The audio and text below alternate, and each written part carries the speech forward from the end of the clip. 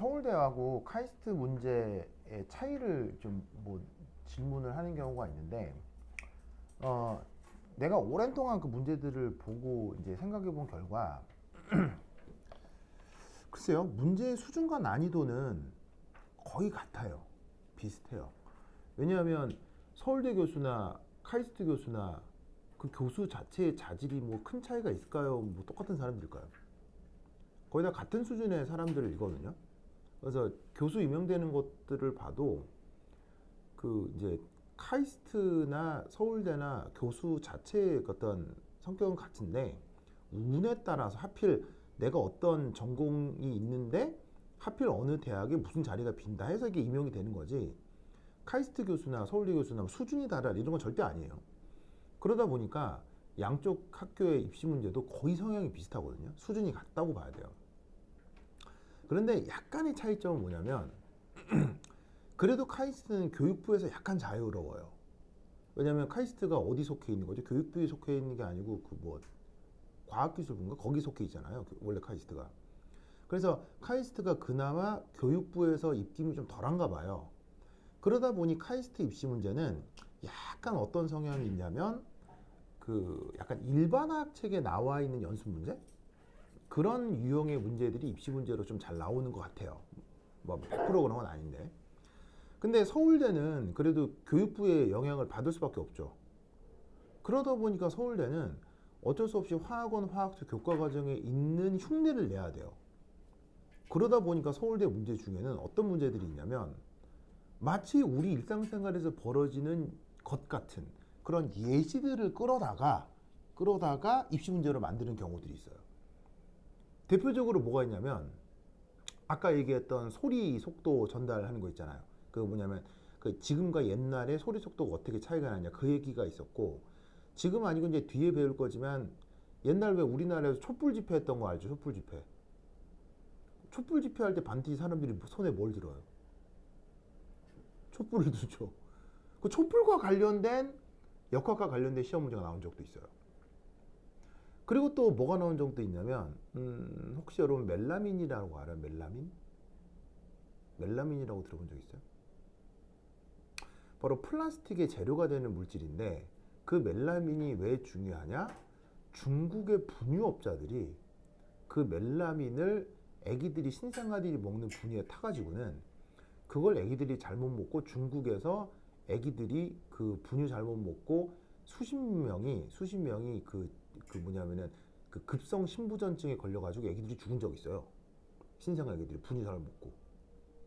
그런 그 사회적 이슈가 있었거든요. 그때 그 멜라민을 그대로 또 시험지로 만들어냈던 적도 있어요. 서울대에서는. 서울대는 그래서 우리 일상에서 벌어지는 일들을 그나마 좀 끌어다가 시험 문제로 만드는 경향이 조금 있어요. 그래서 내가 우연찮게 혼자 공부를 하다가 우연찮게 신기하네 했던 게 있어가지고 그 하나 소개를 합니다. 그죠? 아는 사람은 알 텐데 처음 보는 사람들은 처음 보고, 나도 최근에 봤거든요. 이게 처음에 봐서 이게 이런 게 있어 했는데 막 자료를 뒤지다 보니까 아주 예전부터 있었던 거더라고요. 나만 몰랐던 거야. 나만 몰라. 내가 신기해가지고 이거 재밌다 해가지고 지금 좀 소개를 할게요. 그렇죠? 예찬, 저 들어본 적 있어요? 데카르트 잠수부? 자, 한번 보도록 하겠습니다. 나 본 적 있어요? 자, 뭐냐? 자, 이런 식의 닫힌 그릇, 피스톤을 준비합니다. 자, 거기에 뭐를 넣고요. 여기는 그냥 특별할 것 없는 공기가 채워져 있습니다. 공기, 알겠죠? 여기 있어. 공기가 이렇게 딱 채워져 있습니다. 이때 그 공기가 여기도 살짝 들어가 있습니다. 그런 상태로 공기에 의한 부력에 의해서 요 내부에 어떤 또 다른 물체가, 물이 살짝 채워져 있긴 하지만 공기의 부력 때문에 이 물 위에 살짝 떠 있는 거죠. 어떤 상황인지 알겠죠? 근데 놀랍게도 이 피스톤을 발로 꾹 밟아요. 그럼 발로 꾹 밟으면, 발로 밟았다는 얘기니까 더 고압이 됐다는 얘기예요? 더 저압이 됐다는 얘기예요? 더 고압이 됐다는 얘기죠? 그러면 놀라웠게도 얘가 뿌르륵 가라앉아요. 뿌르륵 가라앉아요. 그리고 밟았던 힘을 다시 빼버리면 다시 또 얘가 원래대로 돌아와. 그래서 이게 왔다리 갔다리 합니다. 그래서 힘을 좀 빼면 얘가 뿌르륵 올라가고요. 발로 밟으면 꾸르륵 내려가고. 이런 묘한 일들이 벌어지거든요. 그래서 이런 희한한 상황을 데카르트의 잠수부라고 합니다. 데카르트는 그 유명한 프랑스 수학자 그 데카르트 그냥반인 것 같더라고요. 그래서 그냥반의 이름을 따서 그 시기에 뭐 이렇게 발견이 됐나 봐요. 그래서 그 시기에 나왔던 것으로 이렇게 뭔가 꾸르륵 들어간다고 해서 요 놈을 잠수부다 이렇게 말을 부른 것 같아요. 그래서 요것을 우리가 지금 하고 있는 이상기체 상태 방정식과 관련해서 얘를 한번 분석을 좀 해보겠다 이거죠. 예상하겠죠? 그렇죠? 자, 우선 얘가 여기에 떠 있을 수 있는 것은 뭐 때문이겠습니까? 바로 들어있는 공기의 부력 때문이겠죠? 맞나요? 부력 때문에 뭐가 위에 뜰 수 있잖아요. 예를 들면은 물놀이를 할 때도 이렇게 막 이게 라이프 자켓 우리말로 뭐라고 그래? 라이프 자켓 구명조끼 입고 있으니까 그 부력 때문에 붕붕 뜨는 거 아니에요, 그죠? 혹시 나 수영 잘해요? 진짜로? 그래? 예찬 수영 잘해? 아니 수영 배웠어요? 완전 어릴 때. 나는 언제 수영? 진짜로요? 홍은요? 홍은 수영. 이 사람들 큰일 났. 여러분 수영은 꼭 배우셔야 됩니다, 그렇죠? 꼭 배워야 돼. 왜냐하면 수영을 해서 수영 선수가 되라. 뭐 아니면 저 몰디브 가서 막 신나게 막 스노클을 해라. 그런 뜻이 아니고요. 수영은 이게 위급 상황이 발생할 수도 있기 때문에 할 수 있어야 됩니다. 그렇죠? 꼭 배워놔야 돼요. 그렇죠? 배워는 놔야 돼요. 그래서 여러분 그 이번에 대학 시험 치고 나면 꼭 스포츠센터 운동 끊어가지고 정식으로 수영 배워야. 그렇죠? 할 수 있어야 돼요. 무슨 일이 벌어질지 몰라요. 진짜 이 답답한 인간들 수영도 못하고 진짜 샤워 해야지. 큰일 안 되니까요. 나는 알겠죠? 대학 가봐. 애들이랑 바닷가 이런 데 놀러 많이 간다니까요. 진짜요.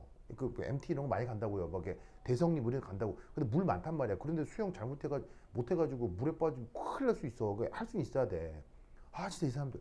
일단 알겠죠? 진짜. 자, anyway.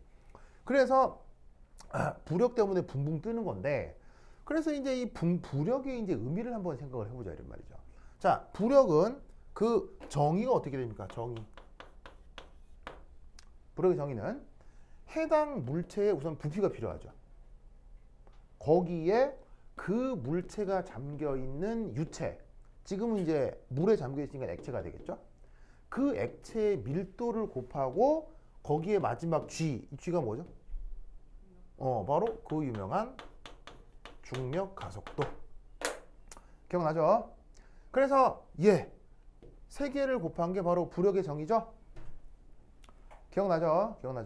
자, 이때 지금 잠겨있는 액체가 하필 무르니까 지금 여기에 있는 이 무르의 밀도는 로물 이렇게 한번 써보도록 합시다. 보통 액체의 밀도를 이제 그리스 알파벳 로 이런 많이 표현을 하죠. 거기에 들어있는 요 기체의 부피 곱하기 액체 밀도 곱하기 중력 가속도. 맞습니까? 맞죠? 요거 물리 시간에 배운 적 있죠? 자, 그런데 왜 압력을 가하면 얘가 꼬로로 가라앉을 것이냐? 자, 어쨌거나 가라앉는다는 얘기는 부력이 커졌다는 얘기. 다시. 어쨌거나 가라앉는다는 얘기는 부력이 커졌다는 얘기입니까? 부력이 작아졌다는 얘기입니까? 부력이 작아졌다는 얘기죠. 그러면 어떤 순간 부력이 작아진지를 한번 생각을 해보죠. 자, 여러분 잠겨있는 액체의 밀도는 보통 변해요? 얘는 변할 리가 없어요. 이건 보통 변할 리가 없죠. 그리고 중력 가속도도 변할 리가 있어요? 변할 리가 없어요. 이것도 변할 리가 없잖아요. 그러면 부력의 개념에서 들어있는 물의 밀도나 중력 가속도나 크게 변할 일이 없기 때문에 이때 부력이 감소하건 증가하건 크게 변했다는 얘기는 이 부분이 마구마구 변했다는 얘기인 거죠. 그래서 여기서 살펴보시면 잠수부 안에 들어있는 공기가 어떻게 돼요? 초반에는 컸다가 압력이 가해질 경우 그 부피가 어떻게 돼 있어요? 아주 작아졌다는 걸 알 수 있죠. 그래서 그 덕에 잠수구 안에 들어있는 기체의 부피가 줄어들면서 얘가 깔아앉는 게 아닌가라고 한번 딱 생각을 해보자 이런 말이에요. 아시겠죠? 자, 그럼 이때 여기서 이 잠수부가 드디어 꾸르륵 가라앉는 상황에 대한 약간 역학적 분석을 좀 해보도록 하겠습니다. 자, 이 녀석이 꾸르륵 가라앉는다. 가라앉는 것과 관련된 중요한 힘의 관계가 뭐예요? 바로 첫 번째가 중력이 작용하겠죠. 자, 여기서 M은 언급하고 있는 저 잠수부의 질량이라고 합시다. 여러분의 질량. 자, 그 다음 어쨌거나 기체가 완전히 없어지는 건 아닐 거기 때문에 어쨌건 위쪽으로 뭐는 작용하고 있겠어요? 부력은 작용하고 있겠죠. 맞나요? 맞죠, 맞죠? 그 다음 어쨌건 얘가 꾸르륵 가라앉는 상황에서 중력과 부력 외에 또 하나 작용하는 힘이 뭐죠?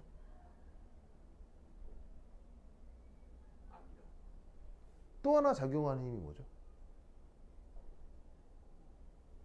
꾸르륵 가라앉을 때 또 하나 작용하는 힘. 물리시간 이거 안 배웠어요? 혹시 밀리칸의 기름방울 실험 안 배웠어요?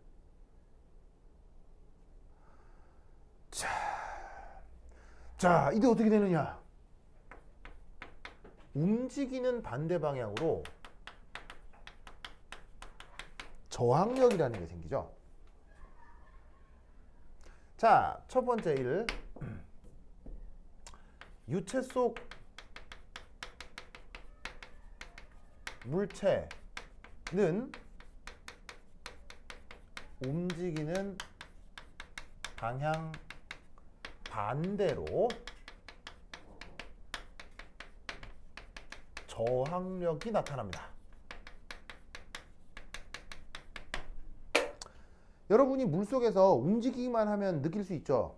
수영은 못해도 물속에서 놀아본 적은 있을 거 아니에요. 물에 들어가서 이야 움직인다고 쳐봐요. 쉽게 움직여져요. 움직이기 쉽지 않아요. 움직이기 어렵죠. 왜냐하면 유체라고 하는 건 그걸 유지하려고 하는 관성이 있기 때문에 그걸 이렇게 헤쳐나가면 작용 반작용에 의해서 반대쪽으로 힘을 받게 된다고요. 무슨 말인지 알겠죠? 그걸 우리가 일반적으로 저항력이라고 하는데 그 저항력은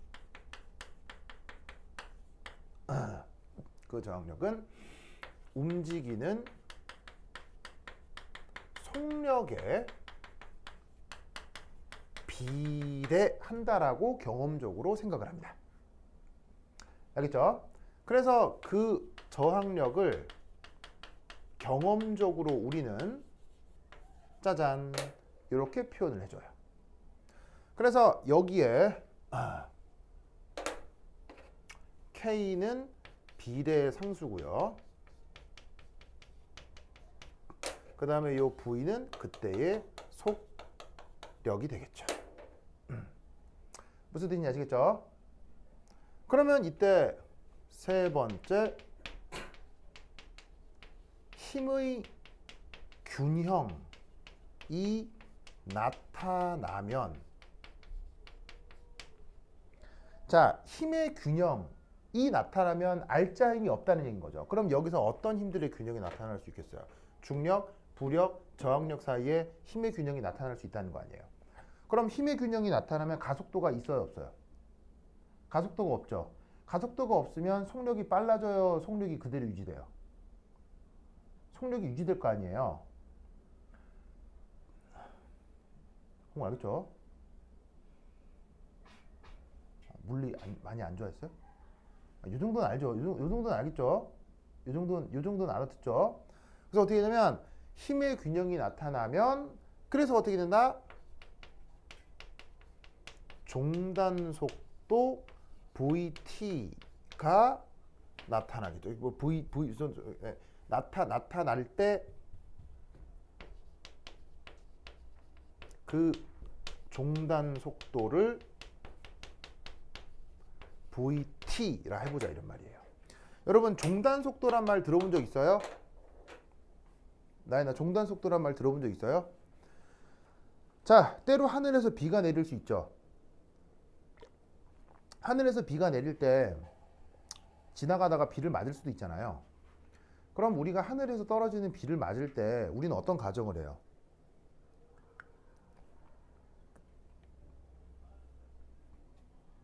어떤 가정을 해요? 하늘에서 떨어지는 비를 맞을 때 우리는 어떤 가정을 하냐면, 성층권 이상에서 생성된 비가 지구 가속도에 의해서, 지구 중력 가속도에 의해서 계속 가속이 돼서 그게 속력이 무지막지하게 빨라졌을 때 그 빗방울이 내 두개골을 쳐서 내 두개골을 뚫는 일은 벌어지지 않겠구나 라고 가정하고 빗방울을 맞잖아요, 우리가. 왜 그 높은 데서 가속된 빗방울이 내 두개골을 때려도 내 두개골은 뚫리지 않아요? 바로 공기저항 때문에 종단 속도 현상이 나타나면서 속력이 더 이상 증가하지 않죠, 빗방울에. 그래서 내 두개골을 때려도 내 두개골은 안정하는 거 아니에요. 우리는 그런 가정을 하고 살잖아요. 예찬아, 그죠? 그죠? 그 종단 속도 현상이 나타난 거예요. 그거를 VT라고 해보자, 이런 말이지. 그럼 이따 얘 사이에 어떤 수리적 관계가 성립할 거냐? 바로 봐. mg는 바로 V 공기 로 물 곱하기 G 더하기 KVT 이렇게 되겠죠? 자, KVT는 방금 얘기한 저항력이었고요. mg는 중력이었고요. 여기에 있는 얘네들은 바로 뭐겠어요? 자, 아까 앞에서 언급한 부력이겠죠. 됐나요? 됐죠? 그래서 V 공기가 뭐겠어요? 여기에 채워져 있는 요 부피를 V 공기 이렇게 표현한 거고요. 로 물은 요 물의 밀도를 로 물이라고 했죠. 아시겠습니까? 됐죠? 공알겠죠 자, 그럼 이때 여기서 여기 지울게요. 그러면 얘를 쫙 정리를 하면 이때 최종적으로 VT 이게 어떻게 표현이 되느냐? 뭐 간단하게 계산하면 되겠죠. 어떻게 되냐면 M 빼기 V 공기 로 물 곱하기 중력 가속도 K. 됐습니까? 저렇게 표현이 되겠네요. 자, 이때 이 시스템에서 웬만하면 바뀌기 어려운 게 뭘까? 이 시스템에서 웬만하면 바뀌기 어려운 게 바로 이 부분은 특별히 바뀌기가 어렵겠죠. G가 뭐예요? 중력 가속도. 저 실험을 하는데 갑자기 마음에 안 들어서 들고 와서 화성에서 했다. 그럴 수는 있는데 저 들고 화성까지 가기 쉽지 않잖아요. 그러니까는 중력 가속도가 변할 리는 없을 거고. 그 다음에 K가 뭐였어요? 저항력과 관련된 비례상수였는데 그 비례상수는 이 매질의 상태, 그 다음에 생겨있는 이 물체의 모습 등등으로 결정이 되는 거니까 매질이 정해지고 여기 주어져 있는 물체가 정해지면 그 저항력의 비례상수도 딱히 변할 일은 없을 거란 얘기죠. 무슨 말인지 알겠죠? 그럼 우리가 여기서 알 수 있는 사실은 뭐냐면 얘네들을 어떻게 조합하냐에 따라 여기 주어져 있는 요 M 보이세요? 요 녀석에 대한 어떤 요 M과 얘네들을 뭐냐면 그 변화시킴에 따라서 이 종단 속도를 변화시켜 볼 수도 있을 거란 얘기예요. 그러면 이 말이 무슨 말이냐? 자, 여기 지울게요. 여기 지운다. 에이.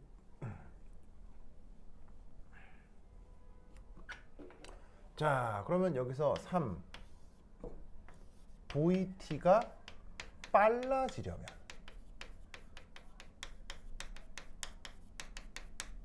어떻게 해야 되는지 한번 생각해 보죠. 자, 무슨 말이냐면 얘를 압축시켰는데 얘가 아주 빠른 속도로 쿡 가라앉게 하려면 어떤 변수들을 변화시킬 수 있는지 한번 생각해 보자는 얘기예요. 그럼 수식이 나와 있잖아요. 그럼 가장 먼저 생각해 볼 수 있는 건 뭐예요? 첫 번째 1, m이 커질수록 저 종단 속도가 빠르게 가라앉게 되겠죠. 맞나요? 자, 무슨 말이냐면 m이 뭐였어요? 이 잠수부의 질량이었는데 무거우면 무거울수록 중력의 영향을 더 받을 테니까 당연히 더 빨리 가라앉겠죠. 가라앉게 된다면. 아시겠죠? 자, 이건 별게 아닙니다. 별게 아닙니다. 자, 두 번째는 이거네요. 저기에 있는 공기의 부피는 되도록이면 뭐 해야 되겠어요? 공기의 부피는 되도록이면 작을수록 이게 커지겠죠. 맞나요? 얘가 작을수록 이게 백이니까 이거 더 커질 거 아니에요. 그죠? 그러면 이 들어있는 공기의 부피가 작다는 뜻인데 이걸 어떻게 생각할 수 있느냐? 이겁니다. 자, 우선 첫 번째. 압력이 변할 때 기체의 부피는 크게 변하죠.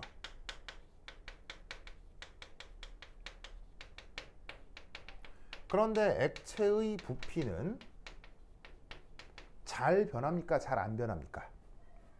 거의 일정하죠. 안 변한다는 얘기가 아니고요. 압력을 가했을 때 액체하고 고체는 부피 변화가 크지 않다는 얘기입니다. 알겠죠? 그래서 지금 이 그림도 내가 어떤 식으로 그려놨냐면 더 고압 조건으로 힘을 가했잖아요.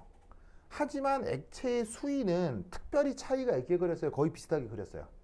거의 비슷하게 그렸죠. 이때 누구의 부피만 심각하게 변하냐면 공기의 부피만 심각하게 변하는 거예요. 알겠죠?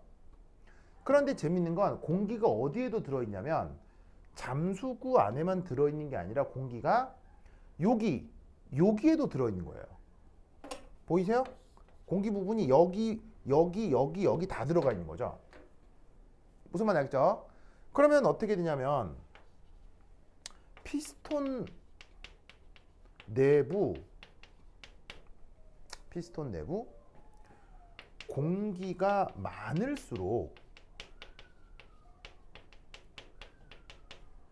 어떻게 되겠습니까? 고압 조건에서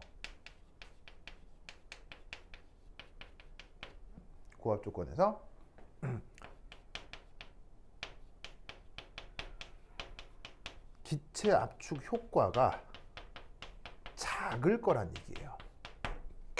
무슨 말이냐면 압력은 동일하게 가해지는데 이 부분의 부피가 줄어들게 되면 그 효과가 이 내부에서 크게 나타나지 않을 거란 얘기인 거죠. 그러면 이 말이 무슨 말이냐면 이 내부 요 기체의 부피를 심각하게 줄이려면 바깥쪽 공기는 많은 게 좋겠어요? 바깥쪽 공기는 별로 없는 게 좋겠어요? 바깥쪽 공기는 별로 없는 게 얘를 빨리 가라앉히는데 효율적이라는 얘기인 거예요. 그래서 어떻게 하냐면 실험을 할 때 되도록이면은 이 피스톤 안에 물과 공기가 있을 때 이 공기가 있는 부분의 비율을 줄이는 게 좋아요. 실험을 할 때. 알겠죠? 그래서 얘를 줄이고 되도록이면 물을 가득 채워서 공기가 이 안쪽에만 배치되게 했을 때 압력을 가하면 제가 빨리 가라앉게 된다고요.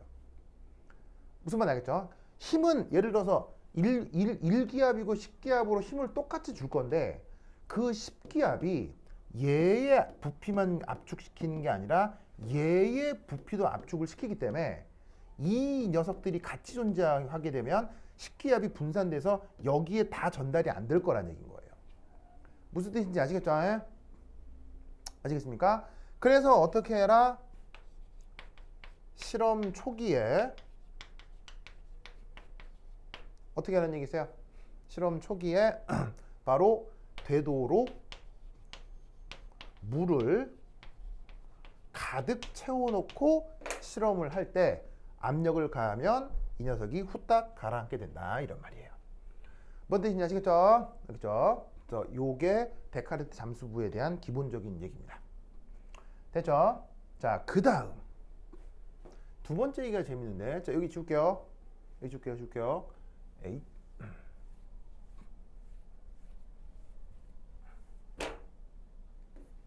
2. 압력을 가하지 않고도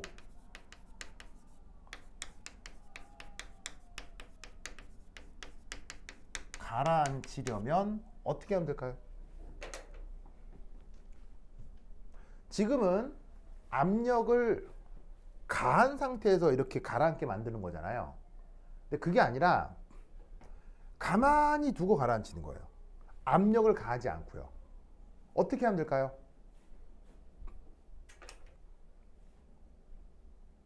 네, 어떻게 해주면 될까요? 첫 번째는 저온 조건을 만들어줍니다. 그건 무엇과 관계가 있냐면 PV는 nRT와 관계가 있겠죠? 그러면 PV는 nRT에서 뭐는 일정하게 하고요? 등압. 그리고 이 안에서 뭐도 일정하겠어요? 등몰수. 왜냐하면 잠수구 안에 들어있는 공기의 몰수가 바뀌진 않을 거 아니에요. 그럼 이때 우리는 온도를 낮추면 부피가 줄어드는 걸 확인할 수 있습니다. 그럼 이 수식에서 부피가 보시다시피 줄어들게 되면 어떻게 되겠습니까? 줄어들게 되면 아까 이 효과에 의해서 정돈 속도가 빨라지면서 후딱 가라앉게 되겠죠. 됐죠? 그 다음 또 어떤 효과가 있겠습니까? 그 다음 또 어떻게 하면 쟤를 후딱 가라앉게 할 수 있을까요?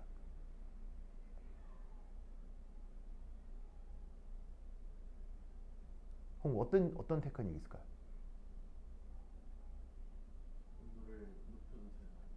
온도를 높여요? 온도를 높이면 안에 기체들이 더 부피가 커질 텐데요? 그럼 불이 커져서 더 올라가지 않을까요? 온도는 낮춰야 됩니다. 나요, 생각나는 거 있어요? 두 번째는 이겁니다. 알코올 등을 물에 섞어서 유체의 밀도를 감소시킵니다.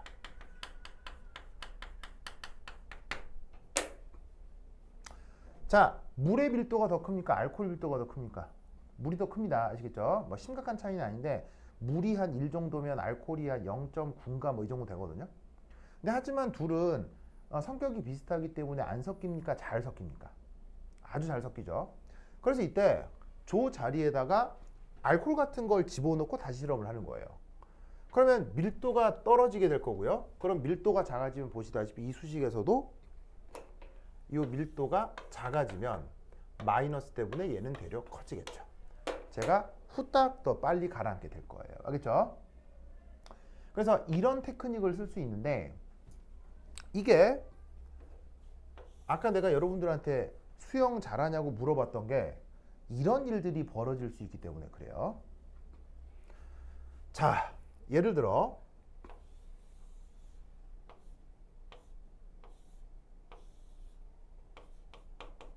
배를 타고 나갔는데 바다에서 요 배에 있다가 배에서 있어야지. 그런데 갑자기 배가 사고가 났어. 침몰 직전이야. 침몰 직전. 그럼 나와야 되겠지? 이때도 여러 가지 상황이 있지만 그러면 바다에 뛰어들기 전에 당연히 뭘 입어야 되겠어? 바다에 뛰어들기 전에 당연히 뭘 입고 있어야 되겠어? 구명조끼에서 구명조끼를 딱 입었다. 자, 그래서 사실은 바다에 뛰어드는 건 진짜로 위험한 일이에요. 바다에 뛰어든다고 하면 거의 무조건 죽거든요. 여러 가지 이유로. 되도록이면 바다에 뛰어들지 않는 게 좋은데 어쨌건 마지막 순간 드디어 이 배는 침몰할 예정이고 선택의 여지 없이 야! 뛰어내렸다고 치자!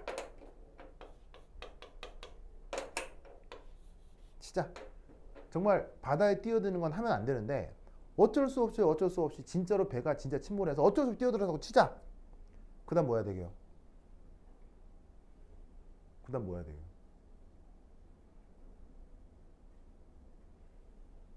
그 다음 뭐 해야 되는지에 대한 행동 방침이 지금 바로 이거고 요거라고요. 그 다음 뭐 해야 돼요? 물에 뛰어든다면 뭐 해야 돼요? 예찬아 뭐 해야 돼요? 홍호에 뭐 해야 돼요? 그 다음 뭐 해야 돼요? 이거를 학교에서 가르쳐줘야 되는데 이런 걸 학교에서 교육을 안 하더라고. 어떻게 되냐면요. 바다에 퐁 뛰어들잖아요. 그럼 이제 이 배는 어떻게 돼요? 점점 이제 배는 이제 침몰이라고 했으니까 고루루 이제 가라앉게 되겠죠, 그렇죠? 그다음 바다에 뛰어놀려 나는 어떻게 되냐면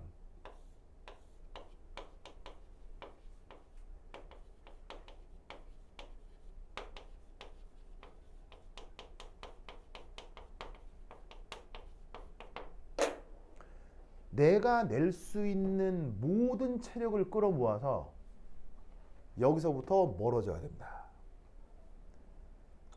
무슨 말 알겠어요? 죽을 힘을 끌어모아서 여기서 멀어져야 됩니다. 왜일까요?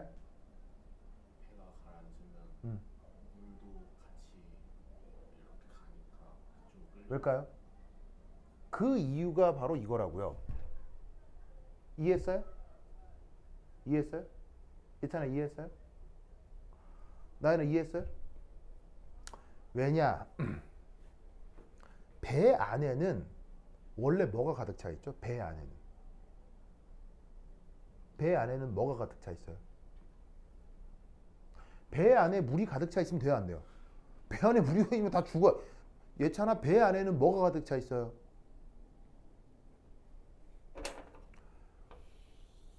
공기가 있을 거 아니에요. 배 안에 공기가 있으니까 부력으로 떠 있었을 거 아니에요. 근데 이게 제대로 작동하지 못해서 가라앉는 거 아니에요. 그럼 배가 가라앉으면은 이 안에 공기가 어떻게 되겠어요? 공기가 어떻게 되겠어요? 배 안에 계속 머물러 있겠어요? 빠져나오겠어요? 당연히. 아, 지금 어려운 나 지금 어려운 얘기하는 거예요? 자, 이 공기가 어떻게 되겠어요? 바깥쪽으로 빠져나올 거 아니에요. 빠져나올 거 아니에요. 그러면 원래 물의 밀도가 있을 거고 배에 들어있는 공기는 그 부피가 작겠어요? 부피가 크겠어요? 배라고 하는 물건은 무지막지하게 큰 물질이기 때문에 원래 배에 들어있는 공기의 양도 엄청나요. 그러면 이 물이 있는 상태에서 공기가 위로 구르륵 올라오면 물하고 공기가 어떻게 되겠어요? 잔뜩 섞여버리겠죠. 그러면 물하고 공기가 섞여버리면 여기 밀도는 순간적으로 밀도가 커지겠어요? 작아지겠어요? 물하고 공기하고 섞이면 밀도가 커져요? 밀도가 작아져요? 밀도가 아주 작아진다고요. 그러면 밀도가 작아지면 가라앉는 속도가 빠르다고 했죠. 그럼 어떤 일이 벌어진다? 내가 여기 구명조끼를 입고 있어도 구명조끼가 왜 뜨는 거예요? 밀도차로 뜨는 거잖아요. 물의 밀도가 1이라고 가정했을 때 내가 뜨는 거잖아요. 근데 공기가 그렇게 섞여서 빠져나와 버리면 여기 밀도가 1보다 작아지기 때문에 구명조끼를 입고 있어도 어떻게 된다? 구명조끼를 입고 있어도 구르륵 가라앉습니다. 100m 정도 가라앉습니다. 물속으로 100m 가라앉으면 어떻게 되죠? 죽는 겁니다. 알겠죠? 절대 살아날 수 없어요. 아시겠어요? 그래서 어떻게 했냐면 배가 침몰하는 옆에는 절대 있으면 안 돼요. 만약에 빠져나오면 죽을 힘을 다해서 거기서 멀어져야 됩니다. 이유 알겠어요? 그 원리가 지금 이거라고요. 아시겠죠? 알겠죠? 그래서 기체와 관련된 여러 가지 현상 중 실생활에서 벌어질 수 있는 환경이 있어서 이런 현상이 있어서 내가 생각난 김에 한번 말씀을 드렸습니다. 알겠죠? 자, 요거 말고 또 기체와 관련해서 입시 과정에서 하나 나올 수 있는 것 중에 하나는 바로 충돌 이론이라고 하는 게 있거든요. 그래서 이제 이상기체 움직임과 관련된 또 하나의 주제 충돌 이론이라고 하는 게 있는데 요거는 내가 또 저번처럼 보충 강의를 여러분들 그 밴드에 올려놓을 테니까 그거를 좀 다시 한번 살펴보시기 바래요. 추가로 또 강의를 하나 올려놓겠습니다. 알겠죠? 오케이 됐다. 그럼 여기까지. 다음 시간에 만나요. 안녕. 다음 시간은 실제 기체예요. 알겠죠? 실제 기체. 아유,